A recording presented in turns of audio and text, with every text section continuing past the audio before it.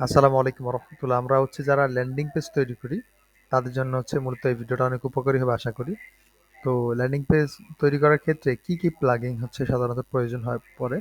তো প্রথমত আপনি ওয়ার্ডপ্রেস যখন ইনস্টল করবেন তখন এখানটা এরকম সম্পূর্ণ ফাঁকা থাকবে। এখান থেকে আপনি যখন অ্যাপিয়ারেন্স থেকে থিমে যাবেন, থিম থেকে মূলত আপনাকে অ্যাড থিমে ক্লিক করে এই যে হ্যালো এলিমেন্টর এই থিমটা ইনস্টল করতে হবে। এইটি ইনস্টল করার পরে আপনার যেটা করতে হবে, এখান থেকে প্লাগইন এ যেতে হবে। প্লাগইন থেকে ইনস্টল প্লাগইন এ ক্লিক করেন, এবার অ্যাড প্লাগইন। তা আমার মোটামুটি ৩ টা প্লাগইন লাগবে। এর জন্য আমি ৩ টা উইন্ডো এভাবে ওপেন করে নিলাম। এখানে সার্চ করলাম এলিমেন্টর। এলিমেন্টর আসতে থাকুক। এরপর দিলাম উ কমার্স। এরপর আমি দিলাম কার্ট ফ্লোস। এই ৩ টা প্লাগইন মূলত আমার লাগবে। তো আমি একটা করে ইনস্টল করি। এটা ইনস্টল করি।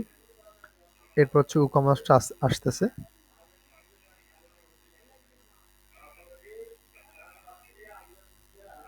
উ কমার্স। এরপর কার্ট ফ্লোস, বানানটা ভুল হয়েছে এখানে। Cart flows. এবার আমি এটা অ্যাক্টিভ করলাম। অ্যাক্টিভ করলাম। অ্যাক্টিভ করার পর আমি এখানে আস্তে কেটে দিলাম। এইরকম একটা উইন্ডো চলে আসবে, মানে ইন্টারফেস চলে আসবে, ওইটা কেটে দিবেন। আর এই ই-কমার্সটা এভাবে আসবে। আমি এখান থেকে একটু টিক মার্ক থাকুক, set up for my for এই ক্লায়েন্ট। এরপর এইভাবে যেভাবে নাম আছে এভাবে থাকুক। আমি এখানে দিলাম আদার্স। আর এটা দিলাম ঢাকা। লোকেশন দিলাম ঢাকা। ঢাকা দেওয়ার পর এখানে ইমেল দিলাম, তাদের যেটা আছে এটা থাকুক।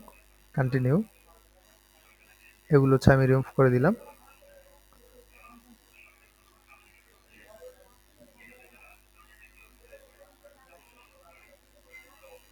মোটামুটি আমার ই-কমার্স সেটআপ ডান। এরপর আমি কার্টফ্লো ইনস্টল করব।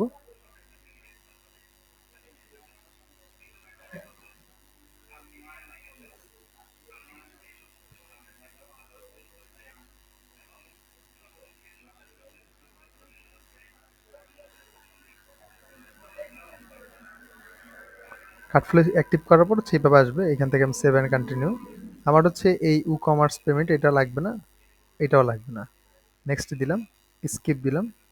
এরপর এখানে আমি যেভাবে আছে তাই থাকুক। স্কিপ। Finish store setup. আমার স্টোর সেটআপ কার্টফ্লো সেটআপ ডান। এরপর আমার যেটা করতে হবে, ফানেলসে যেতে হবে। ফানেলস থেকে এবার আমি কাজ শুরু করতে পারি। তো এইভাবে এই মাত্র ৩ টা প্লাগইন দিয়ে আপনি একটা ল্যান্ডিং পেজ তৈরি করতে পারবেন খুব সহজে, যদি এই ৩ টা প্লাগইন আপনি ভালোভাবে ইনস্টল করতে পারেন।